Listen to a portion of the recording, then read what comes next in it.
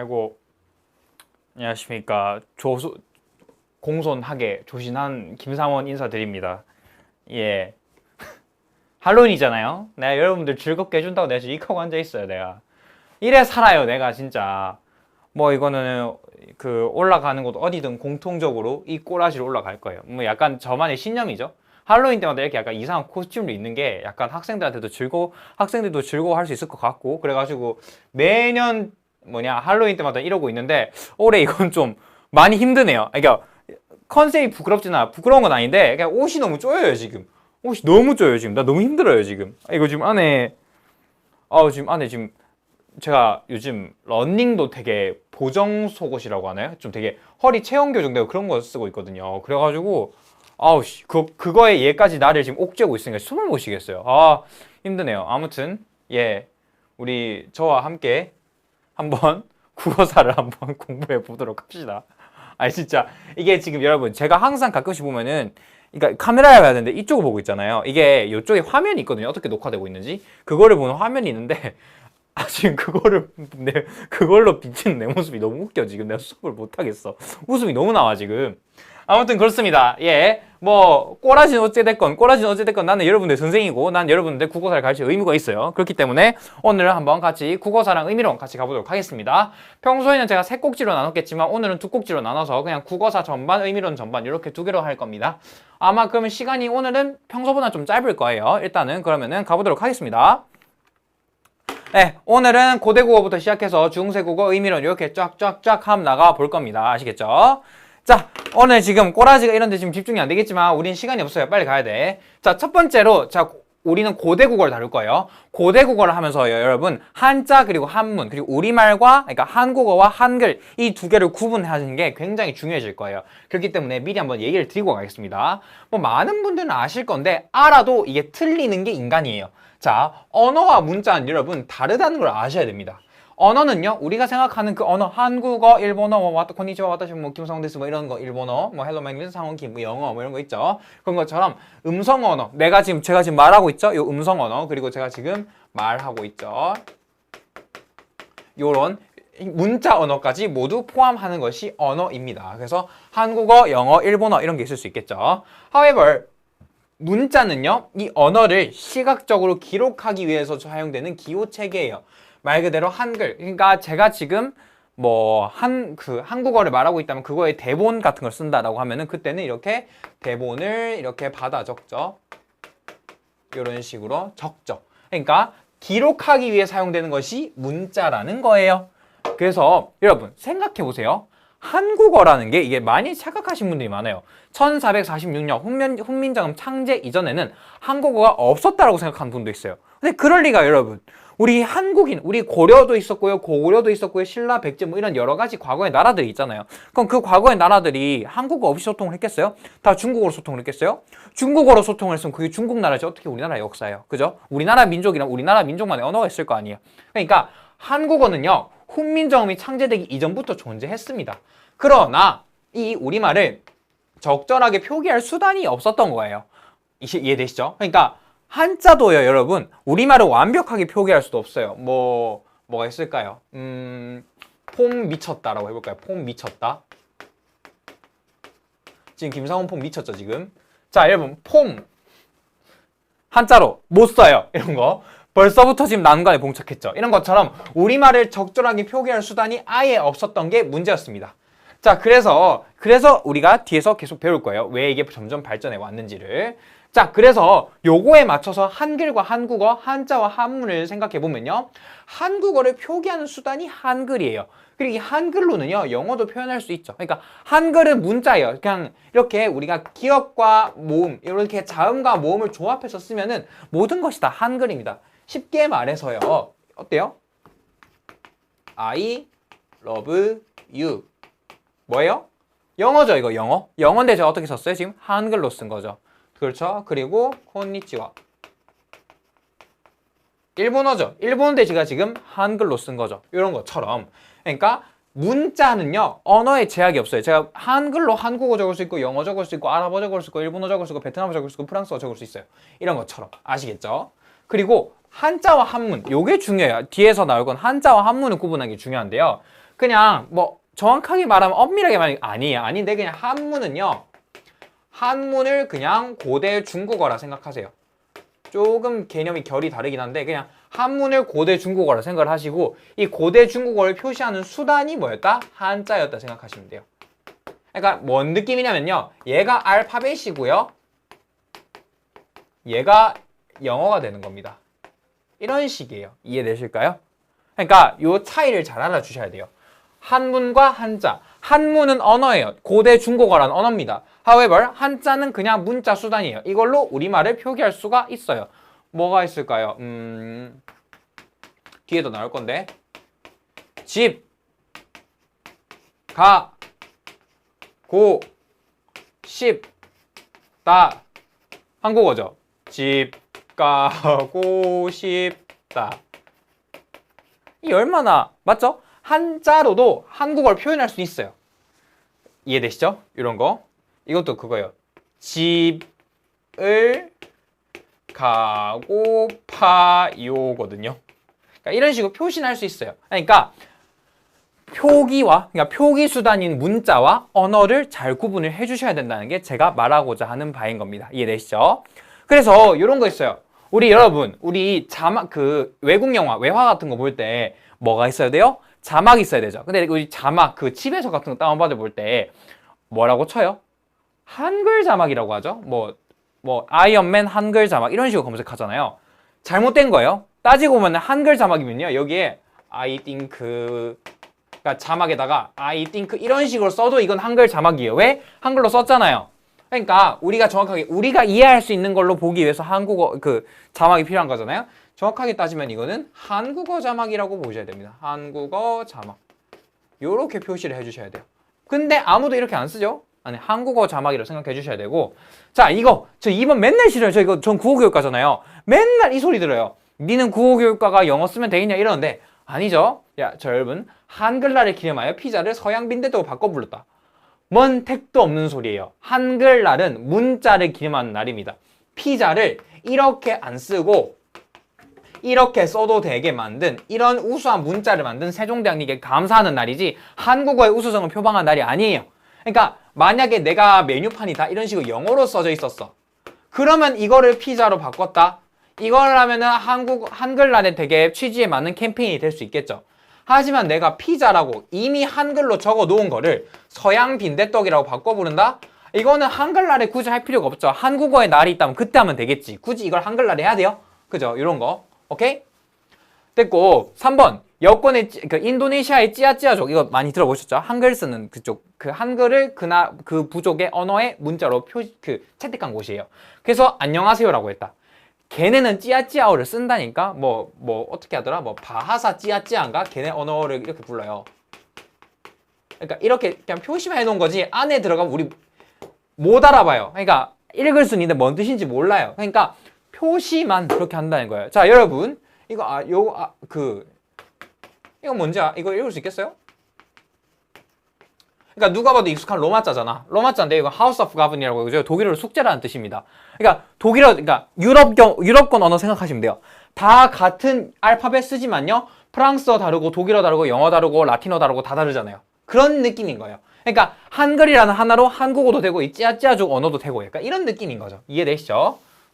자, 4번 여권에 들어간 이름은 영어로 써주세요. 많은 분들이 착각하신 거예요. 저 공항에 있을 때도 뭐 영어를 작성해 주십시오. 저도 모르게 그렇게 얘기하는데 따지고 보면 이건 이렇게 하면 안 되고요. 그냥 로마자로 써주세요. 아니면은 뭐 알파벳으로 써주세요. 이런 식으로 얘기하는 게 맞습니다. 그러니까 한글과 한국어, 그러니까 문자와 언어를 잘 구분을 해주시는 게 중요하다라는 거예요.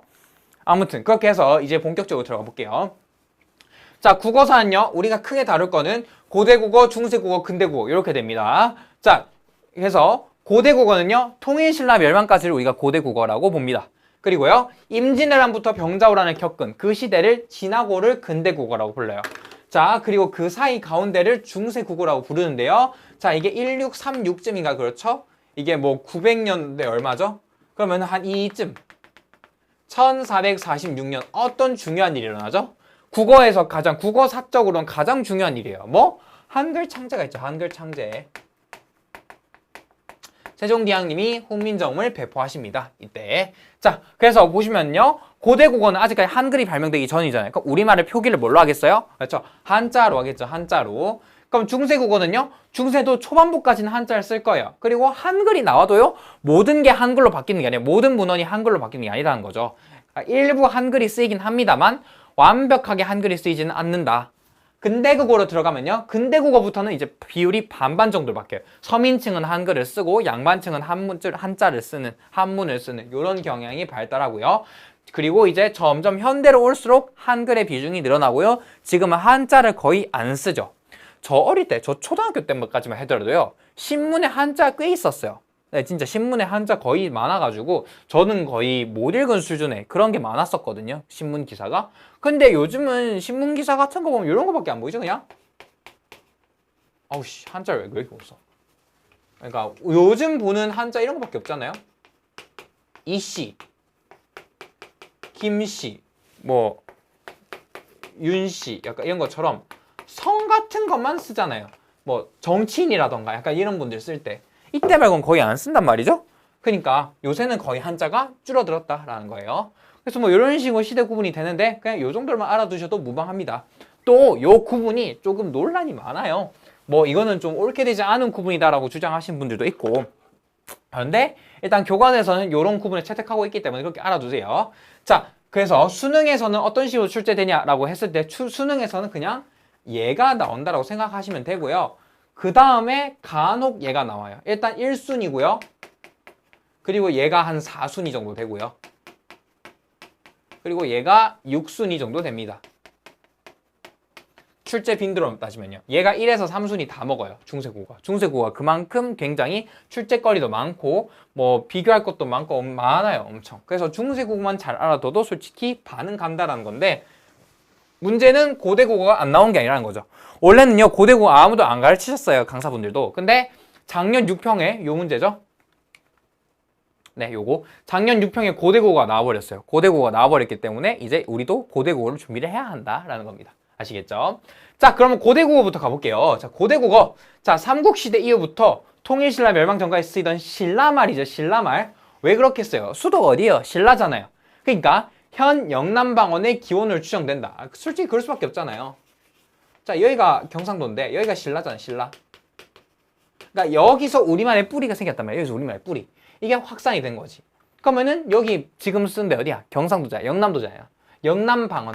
그러니까 이 한국어의 기초는 뭐다? 경상도 말이라는 거지. 경상도 말. 이게 얼마나 자부심 있는 말입니까? 그러니까 이 사투리 쓰는 사람들 부끄러워하면 안 돼요. 이 얼마나 우수한 그건데 역사를 그대로 보존하고 있는 얼마나 좋아요. 그렇습니다. 아무튼 그리고 의문체계에서 보면요. 예사소리와 거센소리의 대립만 있고 된소리 계열은 존재하지 않았던 것으로 추정하고 있습니다. 네, 이건 뭐 다들 아시죠? 네, 아니 다들 아는 게 아니라 처음 들어봤겠죠. 네, 된소리 계열은 이걸 어떻게 알았냐라고 하면요. 우리 한자어 있죠, 한자어. 여러분 한자라는 게 언제 들어왔죠? 그러니까 아무래도 이 한자의 한이 요 한나라 한자예요. 그러니까 기원전부터 거의 들어옵니다. 우리나라에 점점 들어와요. 기원전부터. 자, 그러면은 들어올 때 중국어에서 이 한자의 발음을 우리말로 옮겨야 될 거 아니에요. 그러면은 듣고 이렇게 적겠죠. 근데 우리말에 그 당시에는 된소리라는 개념 자체가 없던 거예요. 네. 그러니까 된소리로 받아 적지를 못했던 거죠. 우리말 지금 한자음 중에요. 그 된소리를 발음되는 게 씨, 쌍, 끽 이렇게 세 가지 있어요. 누구누구 씨 할 때 씨, 뭐 쌍시옷 할 때 쌍, 그리고 만끽하다 할 때 끽. 요 세 가지 있는데 요 세 개는요. 중세국어 이후가 돼서야 된소리가 됩니다. 그러니까 들어올 때는 된소리가 아니었어요. 그러니까 아마 이 당시에는 된소리라는 개념이 아예 없었지 않을까라고 생각하는 거예요. 그래서 점점 더 한자어의 비중이 늘어났다. 뭐 우리 알죠? 신라시대만 하도요. 뇌물, 마립강 뭐 이런 식으로 말했죠. 뭐 차차홍, 마립강 뭐 이런 거 있었잖아요. 그런 거. 오케이? 됐어요. 자, 그래서 제일 중요한 건요. 고대국어에서는 문자 표기를 어떻게 했냐라고 했을 때는 차자 표기를 했습니다. 차자 표기. 차자. 차는 뭐야 이거? 빌리다라는 뜻이고요. 얘는 뭐예요? 글자라는 뜻이에요. 글자를 빌려서 표기한다. 그럼 이 글자가 뭐겠어요? 그렇죠. 이거는 한자를 의미하는 거겠죠. 한자. 한자를 빌려서 우리말을 표기한다라는 게 바로 차자 표기의 원리겠습니다. 그래서 크게 두 가지가 중요해요. 먼저 한자는요, 여러분. 얘는 뭐예요? 하늘천이죠. 그러니까 이걸 보면은 두 가지가 떠올라요. 얘는 하늘이란 뜻이고 천이라고 읽는구나. 이렇게 두 가지가 보이기 때문에 우리가 차자 표기를 할 때도 두 가지 중에 하나를 선택할 수 있어요. 얘로 읽을지 얘로 읽을지. 그래서 얘는 뜻이죠. 뜻을 이용하는 거를 훈독이라고 하고요. 소리를 이용하는 거를 음독이라고 합니다. 그래서 우리가 고을을요. 얘가 옛꽃자고요. 새을자입니다. 그래서 이렇게 읽었죠? 이거는 음만 가져왔으니까 음독이 되는 거겠고요. 얘는요. 물수고요.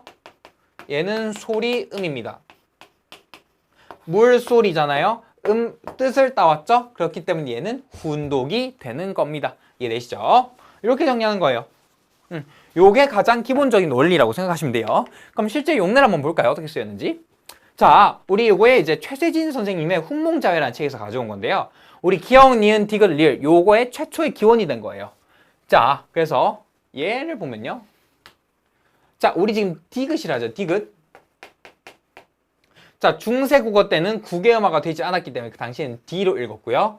당시에는 된 소리와도 잘 안 됐기 때문에 끝도 긋이라고 읽었습니다. 자, 그러면은 얘는 연못 D자에, 그러니까 다시 말해서 연못 D자고요. 긋 말자예요. 우리 디귿이라고 읽잖아요. 디귿. 디귿이죠? 그러면 뭐예요? 얘는 음독을 한 거죠. 얘는요, 훈독을 한 거죠. 이렇게 이해하시면 됩니다. 이해되시죠?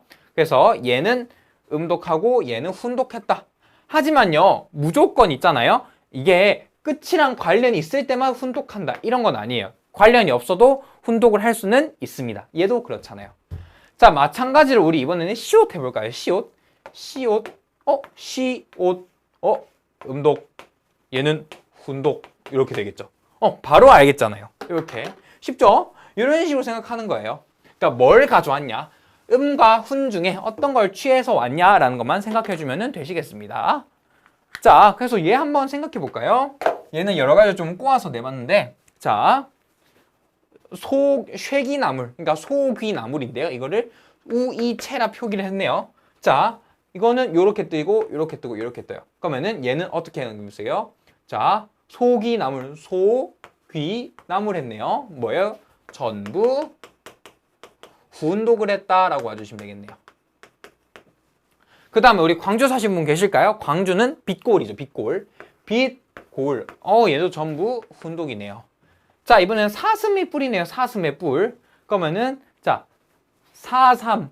뭔가 사삼. 발음이 사삼. 근데 끝에는 뭐예요? 뿔인데? 이거 이렇게 썼네? 그럼 뭐예요? 불각. 그럼 어떻게 돼요?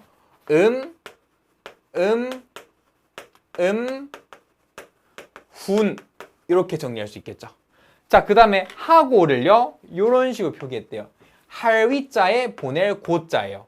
그러면은 요거, 여기서 어근만 떼온 걸 거고, 여기서 그냥 음을 떼온 거겠죠. 뭐예요? 훈독, 그리고 음독이 되는 거예요.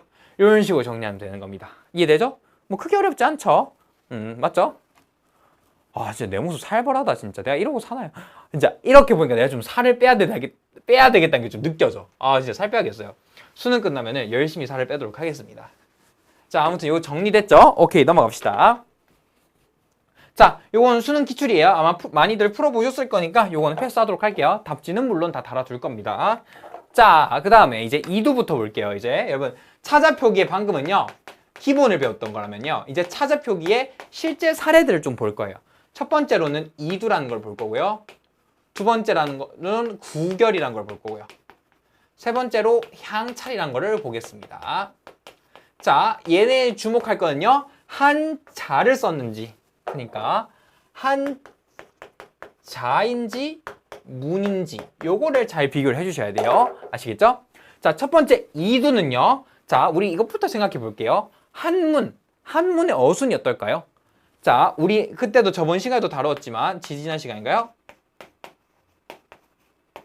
학교에 가다, 등교, 어떻게 써요 이거? 가다 학교잖아요. 영어 느낌이죠. go to the school처럼 서술어가 먼저 나와요. 이거 한문은요, 주어, 목적어, 서술어 구조예요. 그렇기 때문에 우리말과 어순이 다릅니다. 그러니까 읽을 때 굉장히 어색해져요.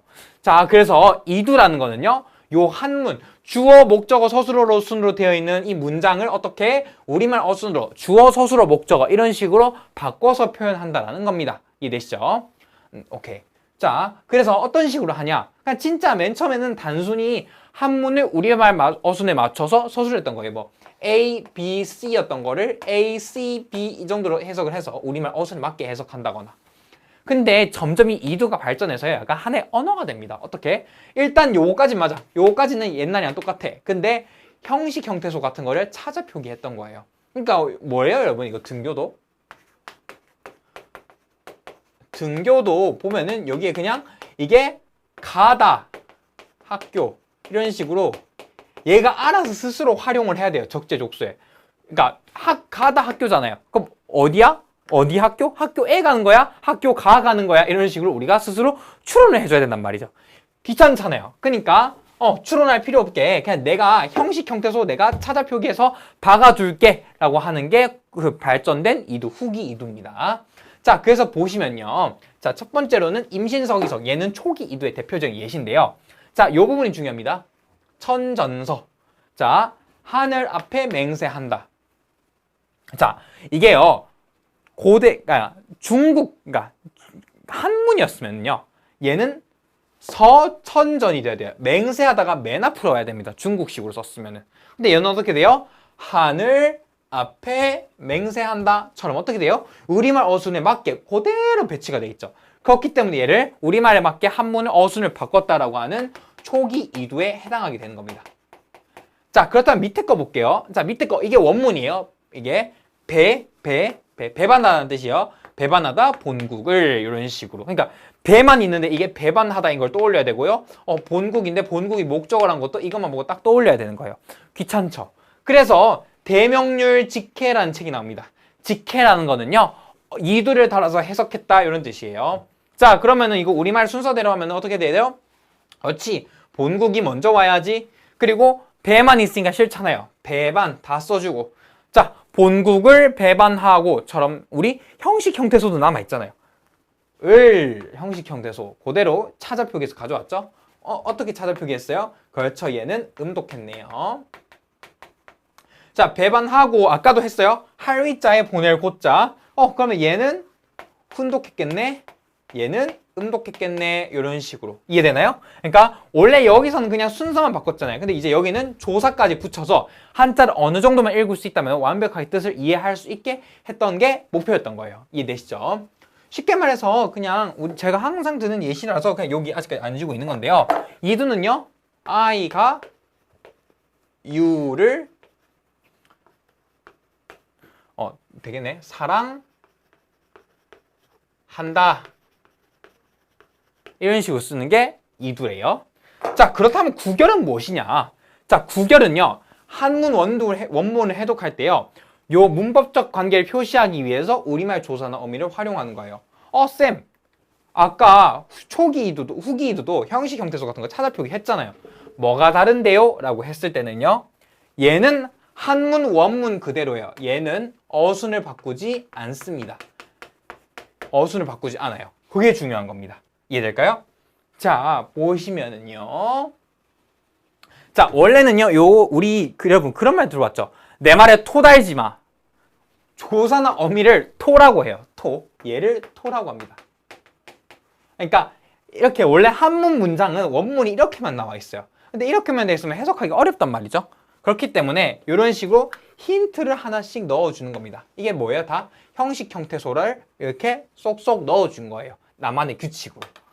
그래서 나만이라기보다 일련의 규칙으로 나름 조선시대에 대해서 그러니까 한국 그 문화권 내에서 국룰로 여겨지는 그런 규칙을 통해서 이해되시죠? 그래서 일반적으로는요. 한글 창제 전까지는요. 한자 쓰거나 아니면은 구결자라 부르는 게 있어요. 구결자. 그래서 이거 약자예요. 약자. 굉장히 언제 여러분 이거 조사잖아요. 우리말에서 조사 얼마나 많이 써요. 그죠? 그러니까 이거 언제까지 이걸 다 쓰고 있어요. 바빠서 못해. 그러니까 굉장히 간략화돼서 여기 꼭다리면에서 이렇게 써요. 이러면 이게 면이라는 뜻이 되는 거예요.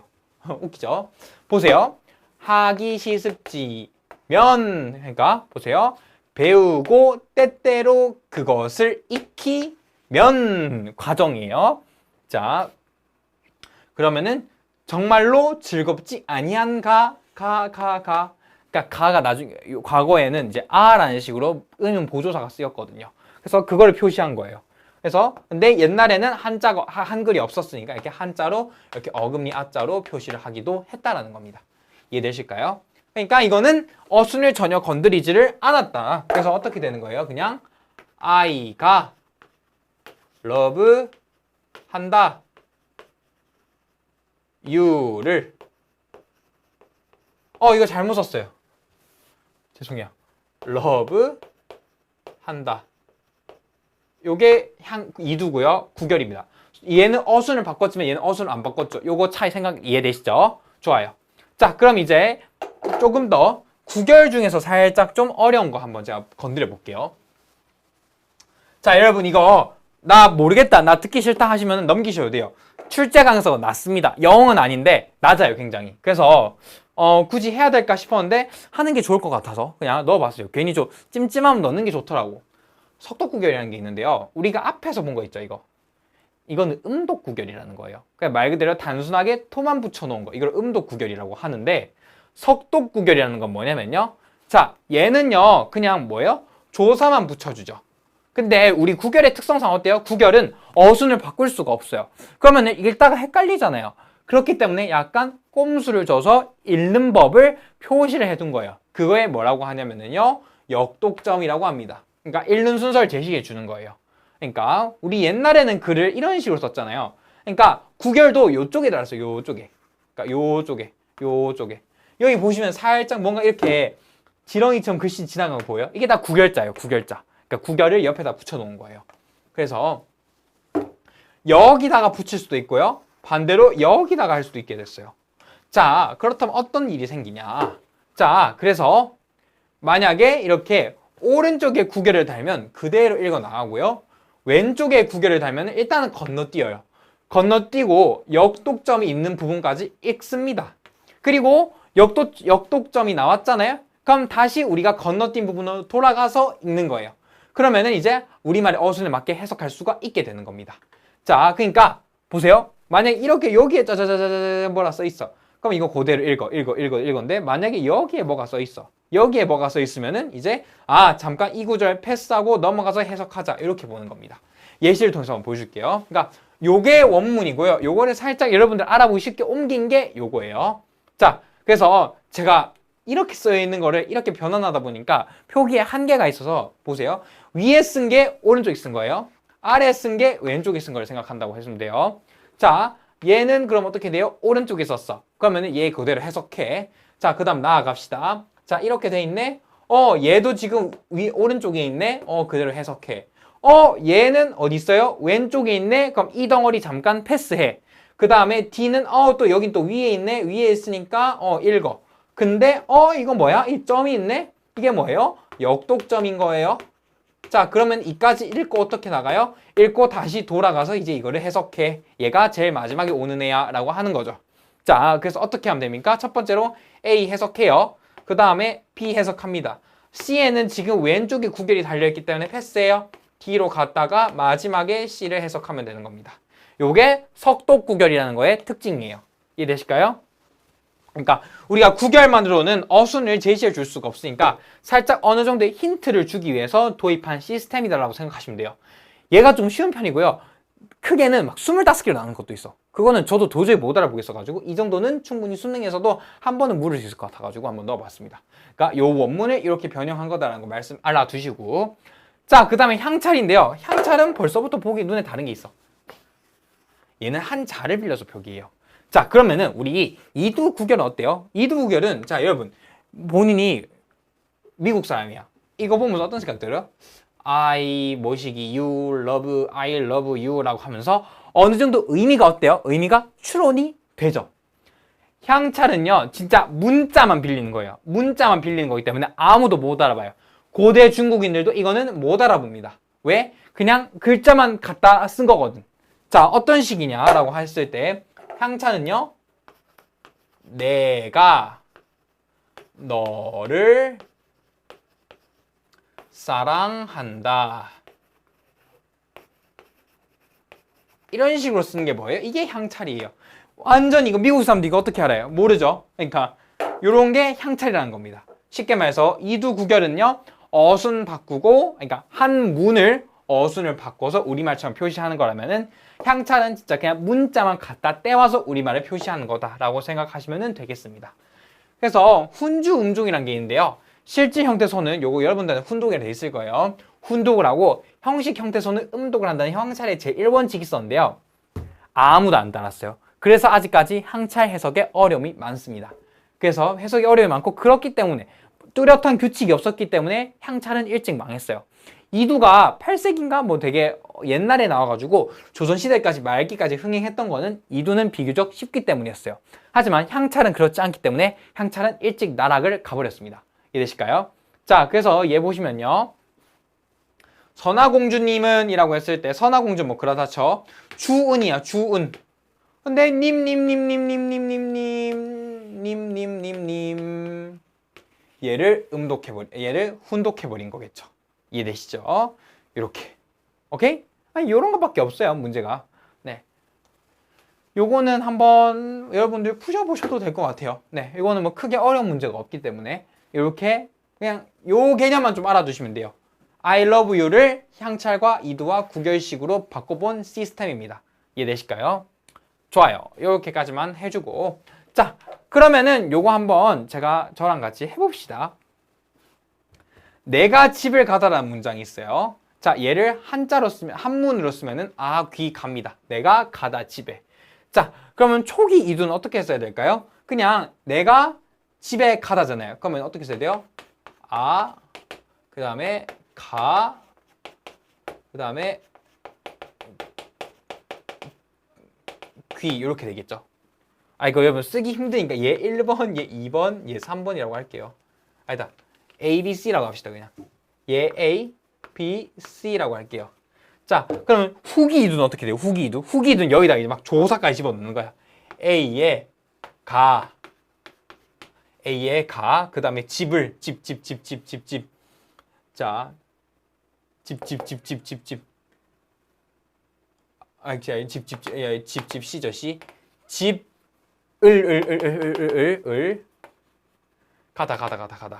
가다, 다.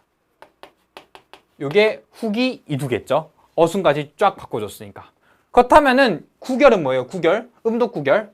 얘는 똑같이 A, B, C가 그대로 가지면 어떻게 돼요? 내가 여기에 가 하나 집어넣어주고 그 다음에 어떻게 해? 비다 하나 넣어주고 C을 이런 식으로 넣어주는 게 뭐예요? 그렇죠. 요게 구결이 되겠습니다. 어순을 바꾸지를 않았죠. 그럼 향찰은요? 향찰은 그냥 요거 그대로 쓰면 되겠죠? 뭐 내가 아니 뭐 선생님 훈주 음종 같은 거 따르면 얘 써도 되는 거 아니에요? 맞아요. 직가차 써도 돼요. 이렇게 가다 이렇게 쓰는 것도 향찰의 일부라고 볼 수가 있겠습니다. 이런 식으로 여러 가지를 쓸 수가 있어요. 근데 제일 중요한 거는 어순이 바뀌냐 안 바뀌냐, 고대 중국인들이 알아보는 거냐, 즉 다시 말해서 한자를 차용한 거냐 한문을 차용한 거냐, 요 차이까지 제대로 알아주셔야지만 수능에서 이게 나왔을 때 안 틀리고 헷갈리지 않을 거예요. 이해되시죠? 네, 요거 순서 한번 잘 외워주시고요. 됐죠? 자, 그럼 이제 뭘 해야 되냐? 이제 훈민정음의 제자원리에 가야 돼요. 요거까지 하고 훈민정음 제자원리에서 근대고 중세국어 제자원리 끝나고 그 다음에 의미론까지 쫙 하면은 끝낼 수 있어요. 자, 여러분 초성의 제자원리인데요. 요거는 여러분들 그냥 요것만 알아두세요. 설, 순, 치, 후, 뭐 건나물, 사요 이렇게 외워주시면 됩니다. 그럼 얘가 뭐냐면요, 이게 기본자예요. 기본자. 그럼 여기에 소리가 더 세지는 상형자가 있겠죠. 자, 기역에서 더 세지면은 그렇죠, 키읔이 되겠고, 니은에서 하나 더 끄면은 디귿, 여기서 또 하나 더 끄면 티읕, 여기서 더 끄면은 비읍, 하나 더 끄면 피읍, 여기서 하나 더 끄면 지읒, 여기서 하나 더 끄면 치읒, 여기서 하나 더 끄면 여린 히읗, 여기에 히읗 이렇게 될 거고, 그 다음에 예외적인 친구가 있었어요. 이채자라고 하는 친구 뭐 있습니까? 그렇죠, 꼭지이응, 예디응 요렇게요. 이거 아음이에요, 아음. 그리고 반설음, 리을, 그 다음에 반치음, 세모. 이 세모가 반치음이라고 해요. 세모라고 읽으면 세모 뭐 델타 뭐 이상하게 읽는 양반들 있는데 반침입니다. 정식 명칭은. 아시겠죠? 자, 그래서 요거 여러분 다 쓸 수 있죠, 여러분? 이제 아마 막 대학 가면 연애도 하고 할 텐데 뭐 저도 연애 많이 안 해본 사람의 입장으로서 뭐라 충고 드리긴 그렇지만 이거는 그래도 쓸 줄 아는 사람 만나세요. 솔직히 여러분들 제대로 못 쓸걸? 뭐예요 이거? 기 여기에요. 얘는 어딨어? 얘는 밑에 얘는 얘 키역이라고 하면 돼요. 키윽이에요. 그 다음에 얘는 디귿이죠.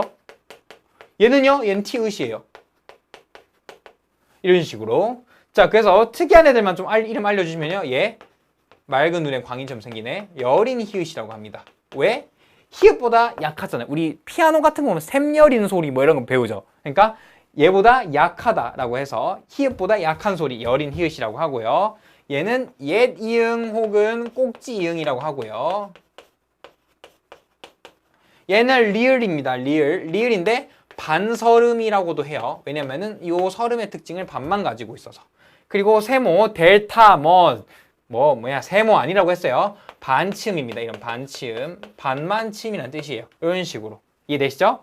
자, 이런 식으로 표를 정리할 수가 있는데, 다시 해보자. 건나물 사요, 아설순치우. 그러면은 가획해보자. 요렇게 되겠고,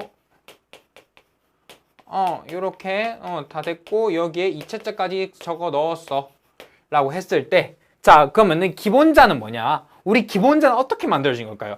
얘네는 어차피 그 기본자에서 파생된 버라이어티 옵션이기 때문에 얘네를 첫 번째 만드는 게 중요해요. 어떻게? 얘네는 그 조음 기관의 모양을 본떠서 만들었대요. 그 하면 요 어디가 어디 분이 기억 좀 바뀐대요. 해서 요거는 상형의 원리가 들어가 있다라는 거예요. 기본자들. 자, 그러면은 가획자인데 가획자란 무엇이냐? 기본자에 획을 더했어요. 보세요. 니은에 획 하나 더하면 디귿이잖아요. 그럼 왜 더했냐? 왜 더한 이유가 뭐야? 소리가 세워져야 되기 때문에. 이게 증거예요. 그러니까 소리가 세워졌다는 증거로 디귿에 니은에 짝대기 한 줄 쫙 끌어서 디귿이 되게 해버리는 겁니다. 이렇게 됐죠? 자, 그 다음 이체자는 뭐예요? 이체진 거? 획이 더해진 건 맞는 것 같긴 한데 왜냐면 여기다 이런 거 붙인 것 같긴 하니까. 근데 이거를 가획이라고 부르진 않아요. 가획. 왜? 우리 과획이라는 거는요, 더하면서 소리가 세져야 되거든요. 근데 얘는 획이 더해진 건 맞다고 하는 사람이 많아요. 많은데 소리가 세워지지 않은 그런 예외적인 글자들, 예외자라고 생각하시면 됩니다. 예외자. 이렇게. 이해되시죠? 네, 이 정도만 알면 돼요. 이거는 과거 수능에 나온 바 있기 때문에 아마 수능에서도 다시 디테일하게 묻지는 않을 것 같아요. 자, 그래서 이런 식으로 후빈정 원문에 나와 있습니다. 자, 근데 요게 연계 포인트입니다. 이번에 연계에 이런 내용이 나왔어요. 여러분들이 처음 보는 걸 거예요, 아마. 아설순치우 나왔는데 전청, 차청, 전탁, 불청, 부두탕 요 네 개를 모르실 거예요. 자, 그래서 요거만 알아두세요. 전청으로 분류해서 전청에 해당한다라고 하면요. 예사소리라는 뜻입니다. 차청은요, 거센 소리라는 뜻이고요. 그 다음에 전탁, 요거는 된 소리라는 뜻입니다. 어머, 여기 잘리는구나. 자, 여기 거센, 여기 된, 이렇게 되는 거고요. 불청불탁이라는 게 있는데요. 이건 아예 울림이라는 겁니다. 울림. 그러니까 청소리도 아니고 탁소리도 아니고 청한 소리도 탁한 소리도 아니다. 이렇게 보는 겁니다. 자, 그래서 불청불탁 얘네는 이제 울림 소리예요. 울림 엔터테인먼트 아닙니다. 울림 엔터테인먼트는 진짜 내 인생을 바쳤죠. 내 돈 이거 얼마나 간지 모르겠어. 으이구. 아무튼 드리핀의 흥행을 응원합니다. 로켓펀치 재결합 시켜주세요. 돈 많이 벌어서. 아무튼 이렇게 봐주시면 됩니다. 이렇게 하면은 자음이 끝. 그 다음에 모음. 모음은요, 여러분. 모음은 어떻게 돼요? 요 세 개죠. 천, 지, 인. 이렇게 세 개입니다. 자, 여러분. 하늘은 어떻게 돼 있어요? 우리 천원지방산항처럼 이게 동그랗죠. 하늘은 동그래요. 점. 자, 땅은 평평하고 그 위에 사람이 서 있죠. 이런 식으로 따져주시면 됩니다. 이게 기본자예요. 이게 그러면은 자, 뭐냐? 자, 이거는 조음기관의 모양은 본뜬 건 아니에요. 그냥 천지인의 원리에 따랐다. 왜 이게 또 이렇게 적혀있어? PPT에 오류가 안 고쳐졌나 보네요. 천지인의 원리에 따랐다라고 보시면 됩니다. 자, 그래서 하나, 둘, 셋 이렇게 있고, 자, 그러면 초출자라는 건 뭐냐? 이렇게 짬뽕, 요렇게 짬뽕한 거예요. 그러면은 여기에 짬뽕하면 하나, 두 개, 여기에 짬뽕하면 하나, 두 개 이렇게 나오겠죠? 그래서 오, 우, 아, 어. 지금이야 이렇게 붙여 쓰는 게 흔하지만요. 옛날 이렇게 띄어뜨렸었어요. 이런 거. 자, 그러면은 제출자는요 초출자 앞에 이를 또 붙여 만든 거예요. 그러면은 이제 반모음 죄가 붙었다 생각하시면 되겠죠. 요, 이야, 유, 여 이런 식으로 진행이 됩니다. 오케이. 네, 요거예요 바로. 자, 그래서 훈민정음의 제자 원리에도 뭐 이런 식으로 나옵니다. 그래서 뭐 중성자는 뭐 하늘의 원리를 따랐다 뭐 이런 식으로 말합니다. 뭐 정확하게 뭐 이게 뭐냐 그 상형이다 뭐 이런 거를 따질 수는 없어요. 뭐 그렇게 책이 자세히 나와 있는 게 아니기 때문에. 이해되시죠? 됐고, 근데 얘도 마찬가지로 우리 앞에서 불청불탁 이런 거 얘기했던 것처럼 여기 모음에도 그런 게 있어요. 설불축, 설소축, 설축 이렇게 있는데요. 얘는요 이밖에 없습니다. 그냥 중성모음이라고 생각하시면 돼요. 얘는요 음성모음이고요. 얘는 양성모음입니다. 자, 그 다음에는 자 입이 오므려진다. 구축 이건 뭐예요? 그러면은 원순모음이라는 뜻이고요. 얘는요 그 뭐냐 평순이라는 뜻입니다. 구장. 자 보세요. 우, 유 이렇게 되는데 여 이렇게 쭉쭉 뻗이죠. 아, 야 이런 식으로. 그래서 이런 식의 구축, 구장, 중성 그 설불축, 설소축, 설축 이렇게 분리하는 구분 기준도 있다라는 걸 여러분들이 좀 알아두시면 좋겠어요. 요즘 수능이 진짜 뭣도 모르게 쑥쑥 다 내기 때문에 나도 뭐가 나올지 몰라요. 이해되시죠? 추측을 피하기 위해서 그냥 다 알아두는 게 좋습니다.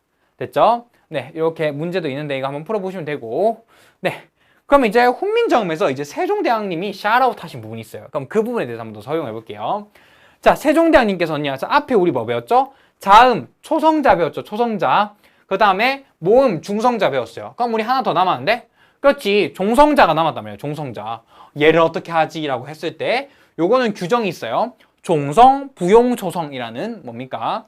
종성자는 초성자를 다시 사용한다. 그러니까 종성자를 안 만든다 이렇게 생각하시면 돼요. 요거 여기에 관해서 여러분들이 많이 하는 오해가 있는데 그건 뒤에서 제가 한번 더 풀어드릴게요. 아무튼 종성자를 별도로 만들지 않을 거야. 그냥 각처럼 그냥 밑에 받침에 떴어. 이런 식으로 얘기하는 거고요.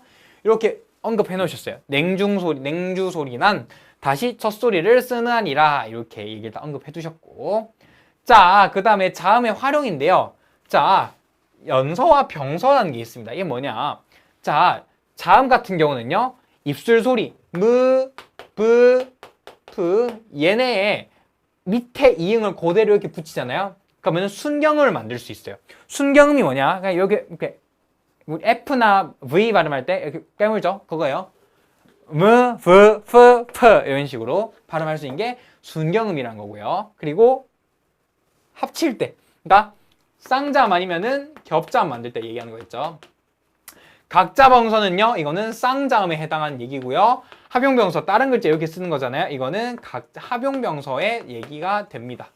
이렇게 아예 합용병서, 당연히 합용병서지. 겹자음의 얘기가 되겠습니다. 이렇게 됐죠? 이 정도만 알면은 충분해요.